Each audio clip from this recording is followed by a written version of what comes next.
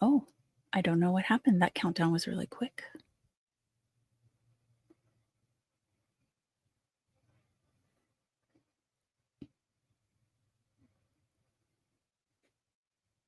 Do you want to just start it over again?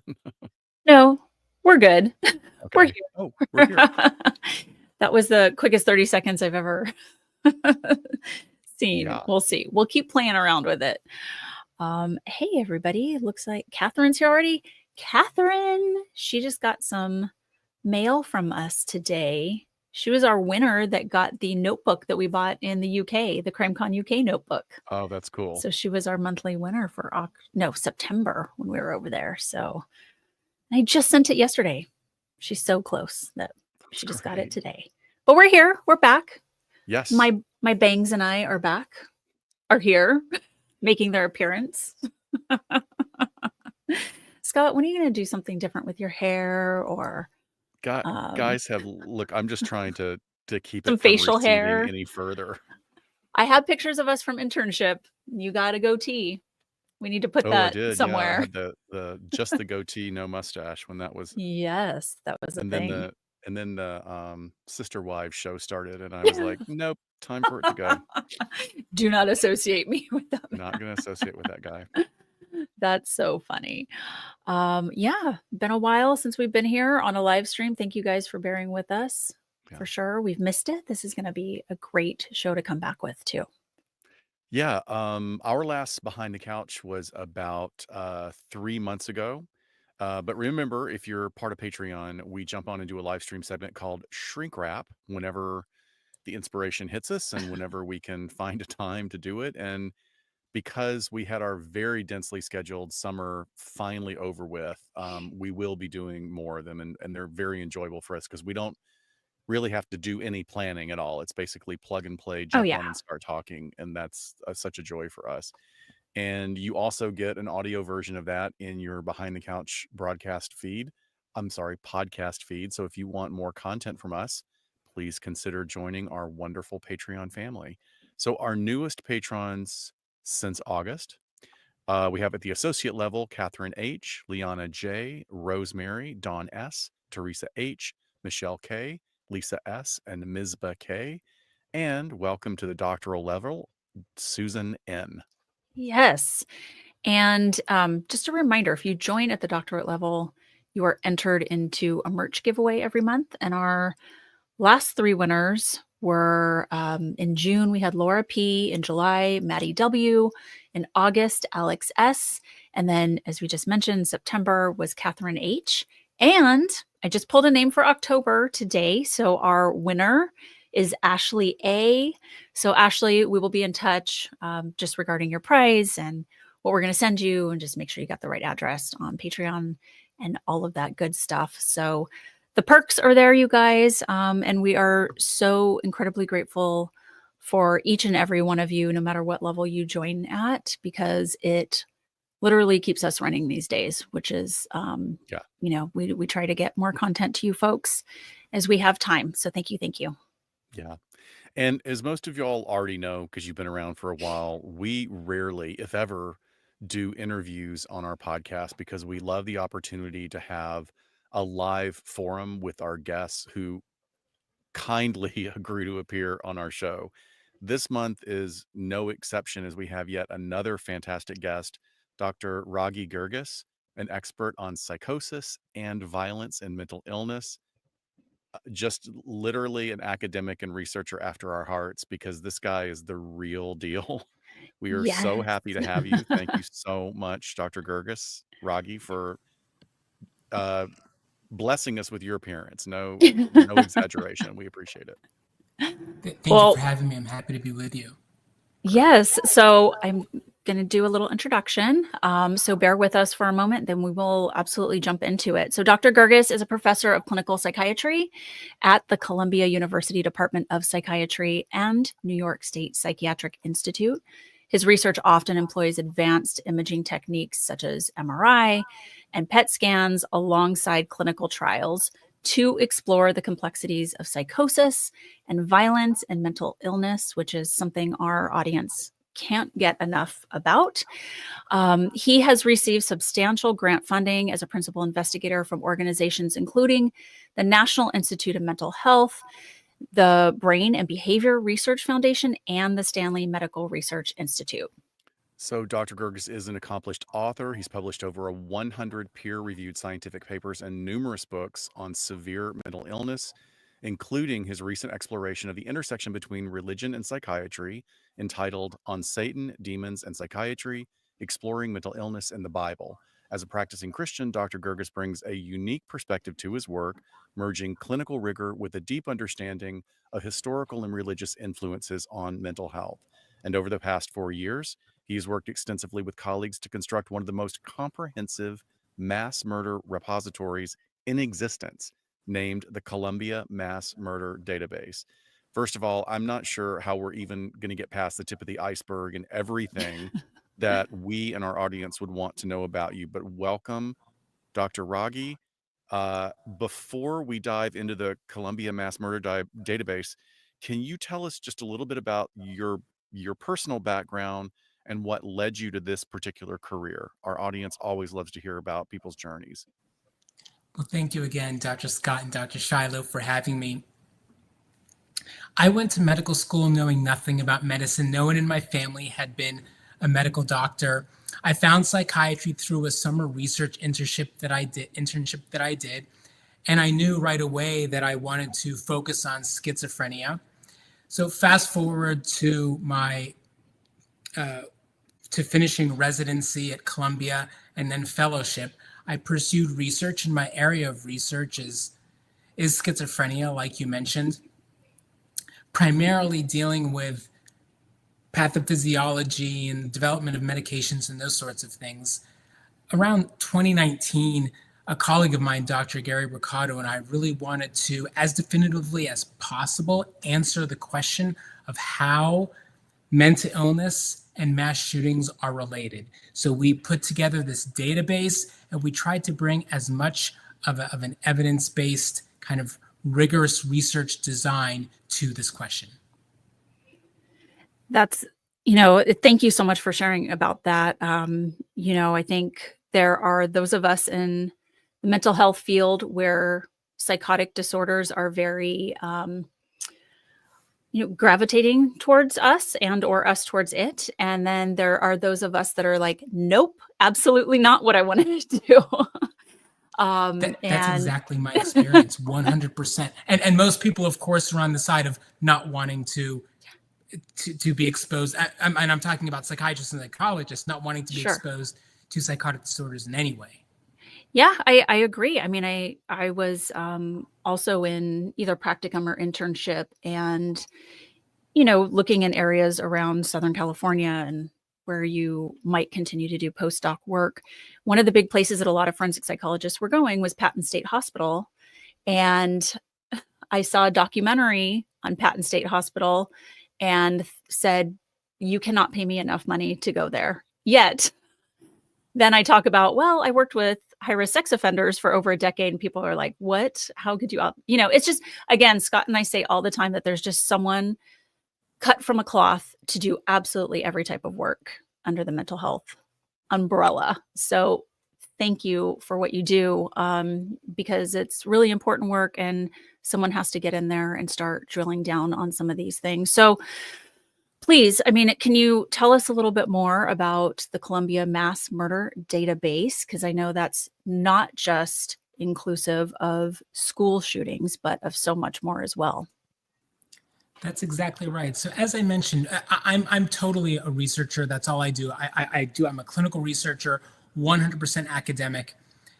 So we get Dr. Gary Mercado and I, who's a psychologist who focuses on forensic issues, really wanted to apply rigorous kind of research methodologies and evidence-based designs to this question, to the field of mass shootings and mass murder research, but in particular this question of the relationship between mental illness, especially psychotic disorders, but mental illness in general, and mass shootings and mass murder. We wanted to include as many as we could, so increase the sample size, and we wanted to have comparison groups. That's critical.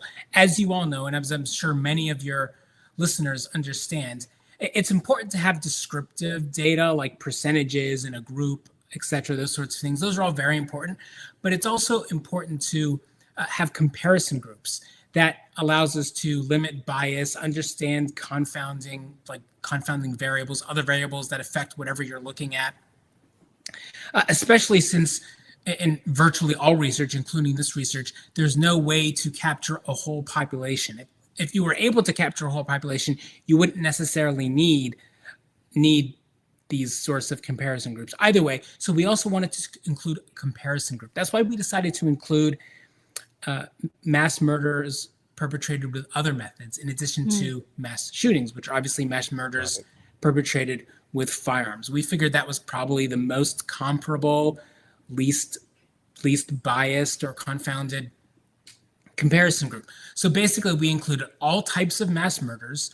We decided also to include mass murders perpetrated all over the world, to examine, for example, differences between mass murders and mass shootings perpetrated in the States versus elsewhere in the world. Very, very important questions about that sort of thing. And we decided to go back to 1900 to understand how these changed over time. Again, to be able to control for variables that might be different between modern mass shootings and modern mass murder and mass murder perpetrated in, for example, the early 20th century. So we have about 2,200 mass murders in our database. About 1,600 or 1,700 of them are mass shootings. Mass shootings definitely are more common than other types of mass murder, primarily because of the numbers of mass shootings in the United States. Sure. Can you talk a little bit about who or what you did not include, what you felt like you wanted to separate out? That's very important. So we decided to focus on what we call, and what other people call, personal cause mass shootings. These are mass shootings and mass murders that have a personal motivation. So this does not include mass murder perpetrated in the context of war, state-sponsored or group-sponsored terrorism, gang violence, or other types of group-sponsored or affiliated mass murder. So we wanted to focus on personal cause mass murder. And if you don't mind just talking a little bit, I mean, we've certainly discussed this in some episodes, but what seems to be so important about that personal grievance in terms of these types of mass murders? Again, not just talking about shootings. And maybe even with that, you can talk about, aside from school shootings or mass shootings, what were maybe a couple of other types of scenarios that were included? Sure. Well, that's fundamental. It goes to motivation. And I mean, this is exactly what we all focus on: motivation, understanding basically why someone would perpetrate a mass shooting, why someone would perpetrate a mass stabbing, why they would use a firearm. So the main question is, why do people use firearms, for example? Why do they not use knives? Why do they not use automobiles? Or why do they use automobiles when they use automobiles? There actually have been a number of mass murders, personal cause mass murders, perpetrated with planes. United Airlines flight, I think 629, Continental Airlines flight 11, Egypt Air 990, the Germanwings disaster. Many of these. We understand state-sponsored, war-affiliated, group-sponsored, gang-affiliated mass violence very well. The motives are clearer. Yeah. It's the personal cause mass murder that we know less about, we need to understand, and it is exactly those motivations that are important to us. So to take a step back to the initial question we wanted to answer, which was, what is the relationship between mental illness and mass shootings in particular? This is fundamental, and this covers so many questions that we probably want to try to answer and speak to today. But the top line conclusion or result, and this is based on data, and these are all published, is that mental illness is overrepresented among mass shooters, and it's primarily psychotic illness. And by overrepresented, we mean overrepresented compared to the background prevalence, and that number is 5%. So about, say, 1 to 2% of the population, for example, in the United States has a psychotic disorder. 5% of mass shootings are attributable to or caused by a psychotic disorder, a mental illness. That's it. So 95% of mass shootings are not caused by mental illness. They're not associated with mental illness in any way. And no other mental illness is a causative or a major causative factor in mass shootings. That's the top line kind of result or conclusion. We can certainly go more into the data to explain how we came to that, because we came at that conclusion in many different ways. So the data are actually, and the results and the analysis are all very consistent, but that's the top line kind of conclusion. Well, I think, off the bat, it is so important to just have a study done like this to set the baseline. And when you said with using some comparison groups, so we can have it to then dive into some of these other areas to ask why, or isn't that interesting, or just build on it in the future. And I know from what you just said in terms of talking about that 5%, people watching this are probably going, okay, wait, what? Because, do we focus on the guns, or do we focus on mental illness, or do we focus on something else?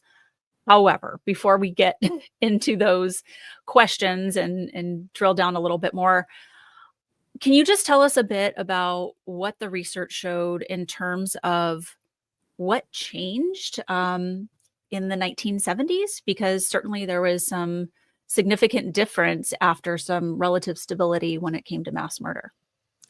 Well, that's the $25,000 question or $1 million question or whatever. We can speculate. I mean, we can speculate with a fair amount of certainty. I think what you're getting at is that the prevalence per capita, so accounting for population growth and population in general, of mass shootings and all types of mass murder was just very stable before 1970, just very stable. It just did not change. It was incredible. And then starting around 1970, 1980, around that time, the rate has been increasing fourfold for mass shootings, twofold for the other types of mass murder. So the question is why is this the case? So first, to explain how mental illness is affected, or the association between mental illness and mass shootings is affected, what we have published and what is the case is that the percentage or prevalence of mental illness among mass shooters, and actually among all types of mass murders, but among mass shooters, has over the same time period actually decreased. So this is just kind of more evidence suggesting that the problem is not mental illness, and especially psychotic disorders. It is something else. So it's not mental illness, because people might think it had to do with deinstitutionalization and so forth. It's actually the opposite. The proportion of mass shooters and other types of mass murders with mental illness has gone down since that time. So what else is going on? There are a number of potential causes of mass shootings and mass murder, and we would need to understand what among those is different between the early parts of the 20th century and the later parts of the 20th century and now. So one of those is certainly gun availability. If we're talking about mass shootings, especially gun availability, there's no doubt. There are many other causes, and certainly if we look at the causes of mass shootings as a pie chart, for example, mental illness again accounts for about 5% of that, and then firearm access and availability and production accounts for a much larger part of the pie, and then there are other pieces of the pie also. But one factor is gun availability, and this is very important. And again, there are other factors, but the data are very clear, not just related to mass shootings, but related to all types of gun violence. There is a very strong correlation between gun production and gun violence. It's very strong. It's impossible to ignore. That's number one. Number two, there is an extremely strong relationship between, and this is an inverse relationship between the strength of firearm laws and mass shootings. And again, this is per capita, of course. This is all considering populations and population differences in growth and those sorts of things. Number 3 is that the prevalence or occurrence of suicide among mass shootings has also increased very substantially since that time. Now, this is important because at least 50%, or especially now it's more than 50% of mass shooters, especially, also to some degree the other types of mass murders, mass shooters in particular, don't just die at the time of the event, but actually take their own life at the time of the event, either themselves or through the so-called suicide by cop method. And again, we've also published this. This is not incidental or coincidental. This is planned. Right. So there's indication from before the events that these people went into the events wanting to die. So that's been proven, that's shown, we've published that, so that's clear. And as you all know, the relationship between gun production, gun availability, etc., and suicide is so strong. So it's really hard to ignore the relationship between mass shootings and gun availability. And that obviously speaks directly to prevention. But other things have happened. So that's what we would refer to as a more proximal causative factor or motivation, or then obviously possible preventive factor. We can go more upstream. There are other factors. So mental illness and mass shootings and mass murder associated with mental illness is actually it's its own category of mass shootings and mass murder. So if we're talking about other types of mass shootings, we can go further. So for example, there are potential interventions such as limiting the amount that we, meaning society, maybe especially media, share private information or identifying information about mass shooters. And in this case, we're particularly talking about the public mass shooters. There's a I guess we'll call it a psychological profile of a public mass shooter in particular. And these are the mass shooters of which most people are most familiar: the Sandy Hook mass shooter, the Washington Navy Yard mass shooter, those sorts of mass shooters. Those are what we refer to as public mass shootings, which are actually the third most common type of mass shooting. Familicide mass shootings are the most common type. Those are private mass shootings, which probably have different than motivating factors and maybe preventive strategies. The second most common type are the felonious mass shootings, those perpetrated as part of some sort of crime or felony. And then we have the public mass shootings, which account for about 15% of mass shootings. Either way, one strategy for decreasing public mass shootings is to negate or minimize the third component of the profile. So I'll go backwards, but the third component of the profile is the severe market desire for notoriety or fame. That is why these mass shootings are perpetrated in public rather than private. It's this severe desire for infamy or fame and notoriety. That's number 3. Number 2, again, going backwards, is the severe nihilism or emptiness experienced by these people. This is almost universal. Nihilism, again, refers to, again, I'm sure a lot of people understand what nihilism is, but it refers to a sense of emptiness, a sense of having severe sense of having no meaning, almost like you're not alive. There's no purpose to life, which in its severest form then manifests as suicide. And that's why suicide is so frequent among mass shooters. And also, which we have published, although 90% of suicide is usually associated with some sort of psychiatric disorder, that number is much less among mass shooters. So there's this epidemic of emptiness and nihilism that we have to deal with and address. And then number 1, probably the greatest, again, risk factor,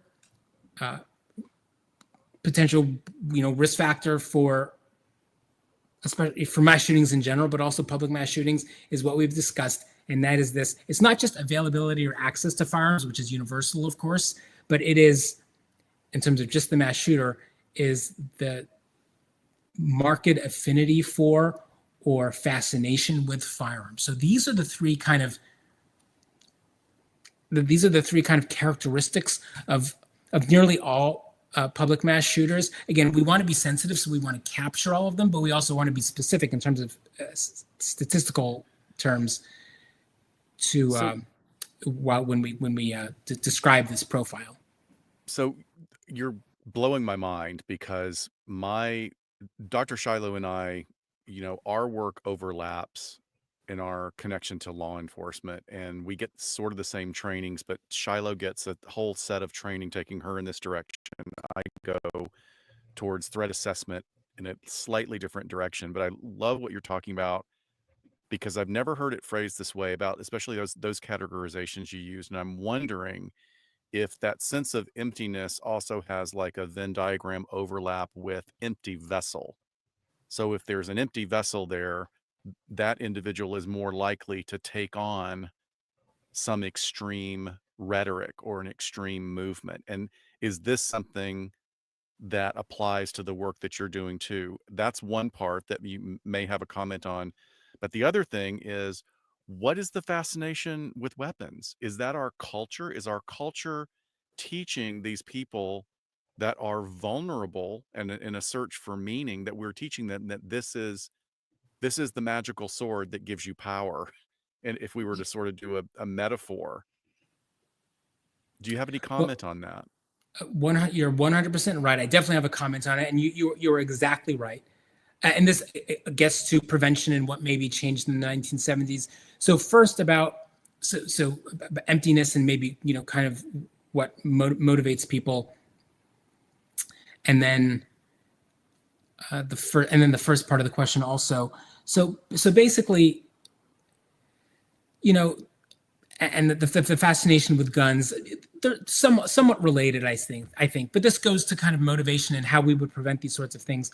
So speaking to then, if we're understanding this in the context of how to then prevent a mass shooting, especially a public mass shooting, this fascination with weapons, a slightly more kind of then, distal strategy of prevention, specifically addressing, the fascination with guns, is of course the effect of the media on people.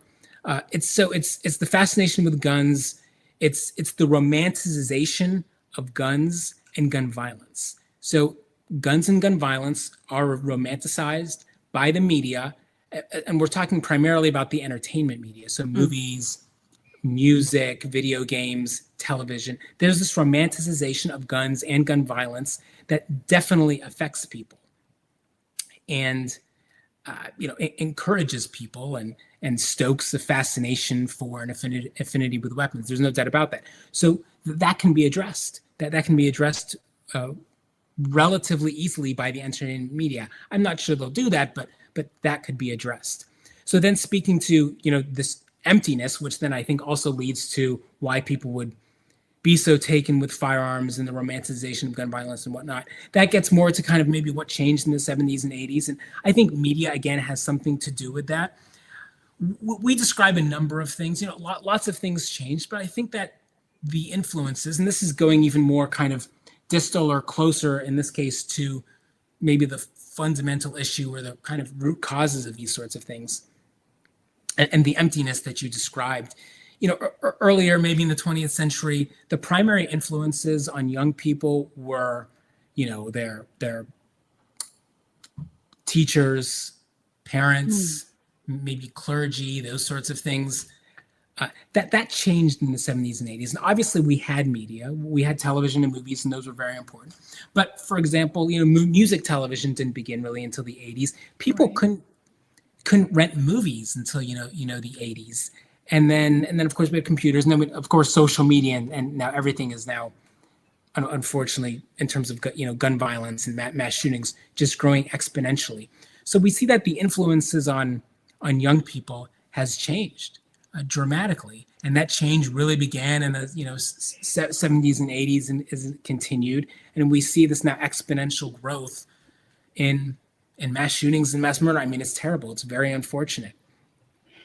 So that's partly how we see things having developed, and how we then, on the flip side, see how we could stem the tide. Yeah, I think that's an interesting intervention point, and this is not my original thought because I don't know if I can talk about this by naming names, but Scott and I have a colleague and another podcaster who's a former federal agent that was actually visiting Los Angeles earlier this year and meeting with the entertainment industry to talk about how, everyone wants to be John Wick after the latest movie comes out, and this romanticization that you're talking about. And it can be done because of the way that industry phased out cigarette smoking on screen, right? So it's kind of looking at the same formula, and how can we get producers and creators to maybe start taking a little bit of, a cue from when we looked at that public health crisis and apply it to guns. So I'm really interested in how other folks and listeners and researchers or anyone watching this, if they think that that is actually a transition that can be done, because I know those conversations are being had between people in some of the intervention prevention worlds, along with the entertainment executives. So just a comment on my part. Oh yeah, I that's exactly my thinking. Yeah, I really can't add much to that. I mean, that's exactly right. That's exactly how we see things. I want to take a little bit of a turn here because I don't want to get too far away from something that I am absolutely fascinated by. Shiloh and I complain all the time about, as much as we are so enamored with training, it's so hard to stay up with the latest developments. And for me, especially working clinically in a large mental health agency, working with a lot of co-occurring personality disorders, I was ending my academic career at a time when we were still saying that all personality disorders were strictly as a result of trauma. And now the paradigm has shifted because we have this unbelievable opportunity to utilize brain imaging to tell us that no, there are structures, there are issues happening organically that predispose individuals to personality disorders, which then has an overlap to the mental illness that you're talking about. Maybe not psychosis, but there is that strong element of narcissism that displays in some of these shooters. So can you tell us about how you're using this amazing technology to further your research? Sure. Well, we haven't, because of the nature of mass shooters and mass murderers, and that most of them die, and that they're still relatively, few. It's hard to, interact with them very much. We have been unable to, for example, image them, which is how I would, normally study people. We use MRI and primarily positron emission tomography to understand people, but we do better understand the neurobiology of violence in general, and we can understand maybe mental illness or violence in general, even among mass murderers and mass shooters, based on the general violence literature. There are brain abnormalities in people who perpetrate violence, primarily in the I don't want to get too technical, but these are limbic areas, and these are the areas in which we see many abnormalities in all sorts of people with psychiatric conditions and other sorts of behavioral conditions. Just because that's what the limbic system does. It's involved in emotion and behavior and these sorts of things. So obviously you'd find issues there in the amygdala and the striatum and in those sorts of places. Chances are we'd see the same things in people who have perpetrated mass murders of any type. What I can say though is that maybe the contribution of our work, imaging and otherwise, and the other phenomenological work that we do in violence in general, and especially in mental illness, can be applied to mass murder and understanding mass murder and shootings. And another way, going back to the question of mental illness, and I definitely want to get to the radicalization, the emptiness question, and then how I'm going to talk about radicalization, because that's extremely important and that's fundamental and probably contributes to about, or is responsible for about 60% of mass murders.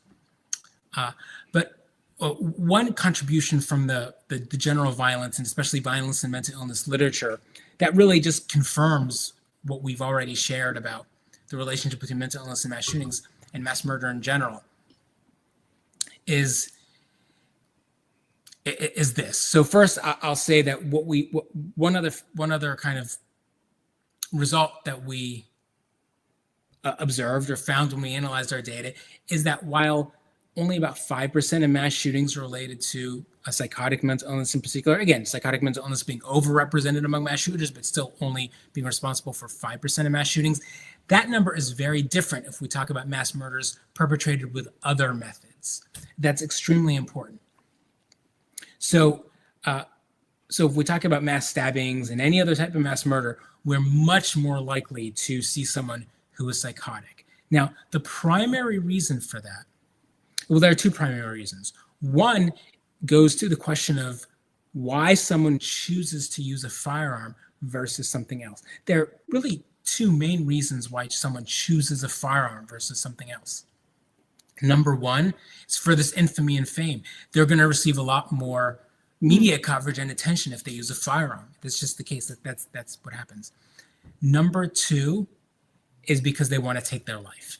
And when people want to take their life, they're much more likely to use a firearm than anything else. So that's very clear. So people with psychotic disorders who perpetrate a mass murder, usually don't want to take their own life, and they're certainly not interested in fame. That is not the motive in any way. If someone truly has a psychotic disorder, it's not about fame. It's, again, these people are very often paranoid. They definitely don't want media exposure. They don't want anyone to know what they're doing, as opposed to the mass shooter, who generally wants people to know what they're doing. They want the infamy, and that's the purpose. So the other thing that we have to understand about the other types of mass murder is that women rarely perpetrate mass shootings of any sort, but they rarely do, and they're not interested in using firearms. They're just not. However, the other category of mass murder is much more populated with females. So if a female perpetrates a mass murder, they're much more likely to use another method. There are a number of reasons for that, but that's also associated with and consistent with that the women are much more likely to be psychotic than men, even among the group of people who perpetrate mass murder with other methods. So this is consistent and can be understood through the general violence and mental illness literature. It turns out that the effect of mental illness on women is different than the effect of mental illness on men. So men at baseline are already very violent. That's because of hormones and biology and a whole bunch of sorts of things. So it's just so men are just so violent in general, especially younger men, that mental illness has very little additional effect on violence perpetration in men. A little, but not very much. Yeah. And the mechanism by which mental illness, especially severe mental illness, serious mental illness, increases the risk of violence is by impairing impulse. That's common to psychiatric conditions that increase the risk of violence. It's common to substance use. Young men are impulsive in general, so mental illness doesn't have too much more of an effect. Young women are not as impulsive as young men. So what we see is that the effect of mental illness on young women in terms of violence perpetration is huge. So that's very consistent with what we understand and what we see in terms of the risk of women perpetrating mass murder with a weapon that isn't a firearm versus with a firearm, that so many of those people do have schizophrenia. Those young people tend to be women. They're very frequently psychotic. And so the kind of different lines of evidence are very consistent with each other. Now, getting back to this question of radicalization and emptiness, and also what's changed since the 1970s. So we have a certain number of 100, say, mass murders. About 5% again, or maybe more if we're including other types of mass murders, are perpetrated because of mental illness. The other critical factor that we have to understand, and really speaks to or gets at the question of really the forensic questions in mass murder is the question of psychopathy. So psychopathy, as I'm sure all the listeners know, and as you all obviously know, it's a technical term. That's a diagnosis. We have a way of diagnosing it. About 5% of the population, I think, approximately, it would be diagnosed as a psychopath. Now, about 80% of serial killers are psychopaths. 90%. About 20 to 25% of single or double murderers are psychopaths. Now, 1 to 2% of mass murderers are psychopaths. Slightly more the mass murderers who use other methods are psychopaths, but about 1% or 1.5% of mass shooters are psychopaths. Now, they still perpetrate the most heinous evil acts, but diagnostically, they wouldn't be considered psychopaths. So this might be hard to understand, but this gets to motive. So only 5% are mentally ill, primarily have a psychotic disorder. Like a couple percent might be psychopaths. So what about all the rest? So this gets at what you're talking about. And basically, again, to use one term, it's radicalization. So basically, all these other people are relatively, or at one point were relatively normal people. They didn't have a psychotic disorder. They weren't psychopaths. They weren't torturing animals. They weren't sexually assaulting people when they were like 10 or 11 years old. They weren't causing fires, setting like animals or things on fire, which is, typical young psychopath behavior, or people with conduct disorder, which is what these people usually have before they become psychopaths.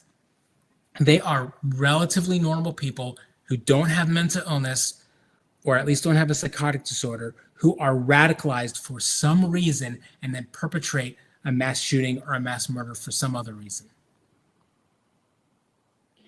Yeah, that leaves so much open to what Dr. Scott was saying in terms of looking at personality disorders. And, I think what still is rising to the top for me, which is obviously I don't know if epidemic is the right word at this point with our population, and especially young people, is suicidality, right? Just coming back to that issue, which I know we're not technically talking about that being mental illness in terms of like what your study has shown and looking at psychotic disorders, but it does leave the door open for so much more for us to say, okay, it's not this stuff. It's not the two biggies, psychotic or psychopathy. So there's a lot left to start looking at for sure. Again, just kudos to why your work is so foundational to then jump off from that point. I'd like to ask a little bit more about the female perpetrators, because Scott and I always find it so interesting to kind of dial down on female perpetrators of violence, whether that's sexual assaults or homicide or what have you. Because you also did an additional study, right? Out of the study, an analysis of 105 female perpetrated mass murders. Was this interesting to you as well to sort of parse that out, or what was sort of the idea behind focusing on some of those numbers with women and or girls? And, I think this is always very fascinating to our listeners, because mass murder is often viewed as very male dominated. So then we kind of say, okay, what's going on with these women or young women? So I'm just curious about, your interest there with the female perpetrators. And then were there any findings that sort of challenged existing stereotypes or assumptions when it came to gender? Sure. Well, when we conducted our initial analyses and published our initial paper, we did start to notice some differences between men and women. It seemed like more women were using a non-firearm methods of mass murder. It seemed like more of the women mass murderers tended to have psychotic disorders. Mm-hmm. So we wanted to investigate that further. There are definitely less female mass murderers than male mass murderers, of course, but we had this sample size of 105 out of about about 2,000, 2,200, but we had this sample of 105, which is enough for a study. And we found maybe what people would expect, maybe not what they would expect, but again, so female perpetrators of mass murder tend to use other weapons. So they're not interested in using firearms. Again, that gets to motive. They're very likely to have schizophrenia. And not just have schizophrenia, but for schizophrenia really to be the cause. So these are people who are experiencing delusions and or hallucinations, responding to those delusions and hallucinations. And most of the time, I think the number was like 80% or 75 or 80% taking the lives of their children. Okay, that was going to be my question, because this totally tracks with Dr. Philip Resnick's work in looking at the different typologies, if you will, of kind of familicide. Yeah. So It's did you see any difference in male versus female population regarding the intersection or influence of substance use? I mean, that's something that certainly has really increased since the 70s, when meth made its way basically east from Hawaii, where it was so prevalent there, and then became distributed across the US, first in a recreational sense, and then really causing behavioral changes in the most vulnerable of our population. Can you comment on that? absolutely. So substance use is another part of the pie. It's not the biggest, but it's definitely part of the pie. Men mass murderers tend to have difficulties with substance use more than female mass murderers. Again, Interesting. psychosis, schizophrenia just really dominates among female mass murderers. But yeah, so substance use is a much bigger deal among male mass murderers and among mass shooters, much less among the other types of mass murders. So it's a bigger issue among mass murderers who use firearms, and a bigger issue among men. And the primary substance is marijuana. You know, we see people who are affected by methamphetamine, of course, and you know, ketamine and other drugs like those. But the primary substance affiliated with mass shootings is marijuana. The relationship, the association between marijuana and mass shootings has increased over time. So that's certainly another thing, you know, with the legalization of marijuana. So for example, the prevalence of marijuana use among mass shooters has increased. It has outpaced, for example, the prevalence of marijuana use among the background population.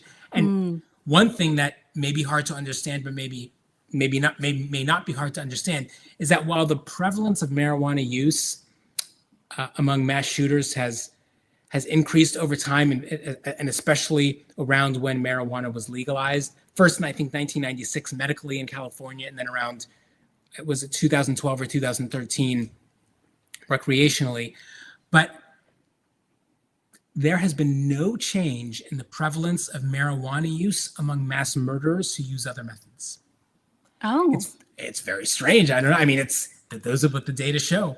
But the prevalence of marijuana use has not changed among mass murderers who use other weapons. Very strange. But among mass shooters, it's gone way up. It's very, very strange.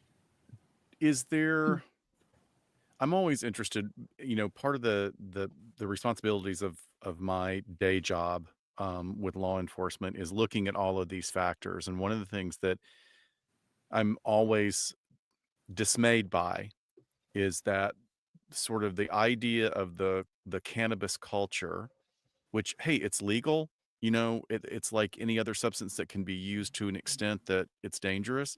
But what I try and educate people on when I can is that what you're getting now from the dispensary is 500 times stronger than any skunk weed that was grown in somebody's backyard 70 years ago. Like, it's just a completely different, I mean, it's not a different chemical, but the intensity is so much. So can you comment, or, I mean, I'm just wondering, is the cannabis use an attempt to self-medicate overwhelming anxiety, but they're only making it worse? Or are they developing psychosis as a result of this overload of cannabinoids in their system? I don't know if that's related to anything you're doing. I just like, I see over and over again that it's like you're trying to use something to calm yourself down that is making the situation absolutely worse. And I wonder if there's any connection here. Well, to some degree, I'm sure all of that is part of what's going on. I can say that, going back a little bit to what I said, that is that the primary mechanism by which substance use or any substances, which are of course the greatest risk factor for violence, more than any other potential risk factor, is that they impair impulse. They directly impair impulse control. Got it. All substances impair impulse control. That's kind of their nature, probably via disconnecting or disassociating,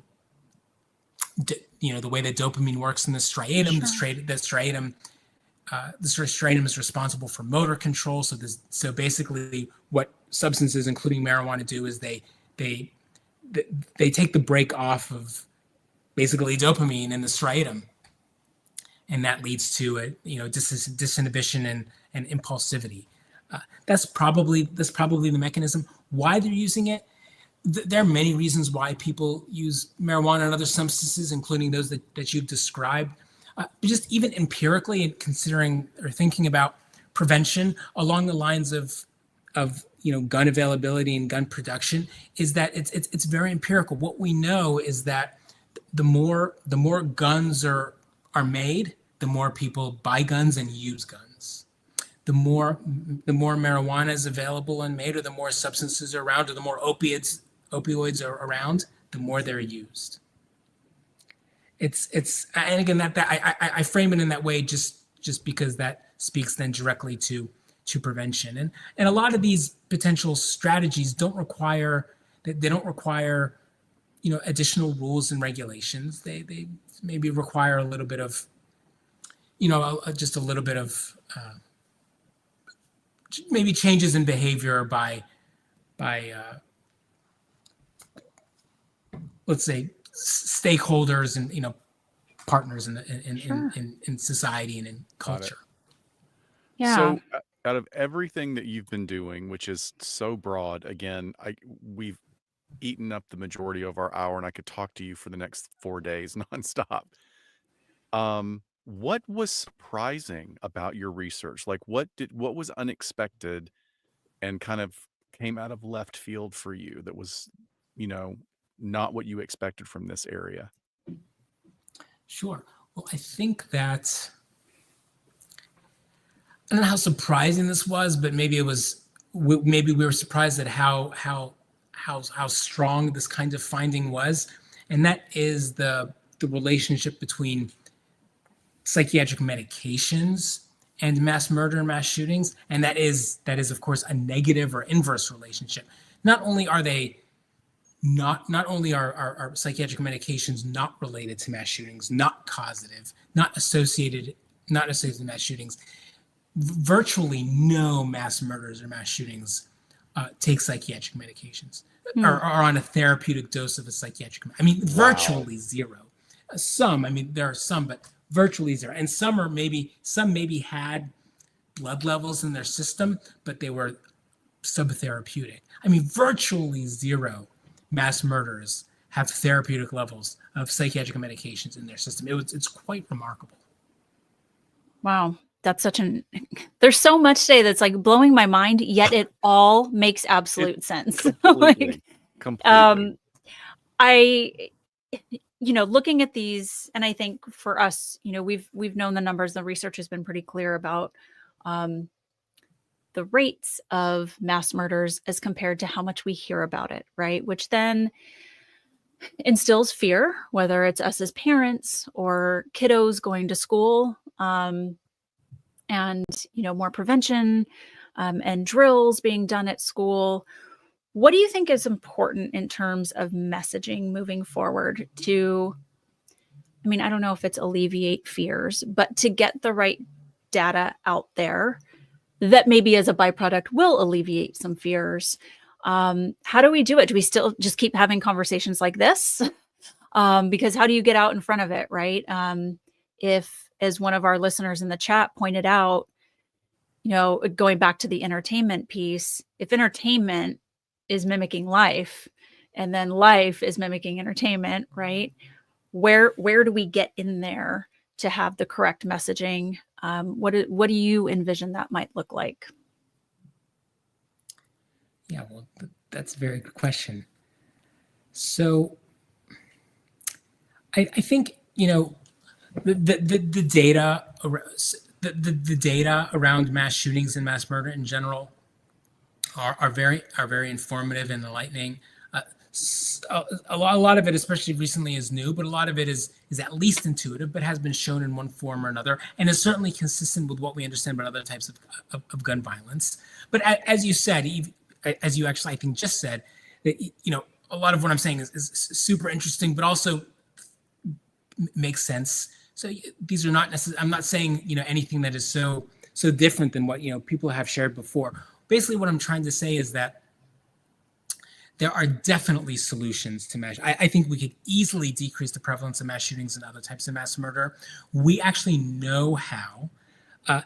This is similar to other cultural phenomena and problems that we have, whether they be medical or psychiatric or purely sociocultural.